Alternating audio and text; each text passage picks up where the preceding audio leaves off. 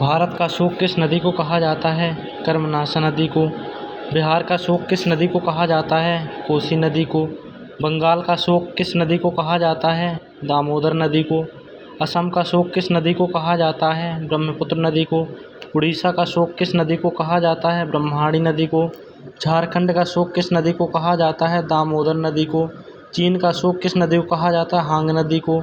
तेल नदी किसे कहा जाता है? नायर नदी को। पीली नदी किसे कहा जाता है? हांग नदी को। काली या महाकाली नदी किसे कहा जाता है? शारदा नदी को। विश्व की सबसे बड़ी नदी कौन सी है? नील नदी, जिसकी लंबाई 6,650 किलोमीटर है। भारत की सबसे बड़ी नदी कौन सी है? गंगा नदी। विश्व की सबसे छोटी नदी कौन सी है? रो नदी, जो कि अमेरिका में है। विश्व में कौन सी नदी है जिस नदी में मछली नहीं पाई जाती है? जॉर्डन नदी में। जल के आयतन के आधार पर विश्व की सबसे बड़ी नदी कौन सी है? अमेजन नदी।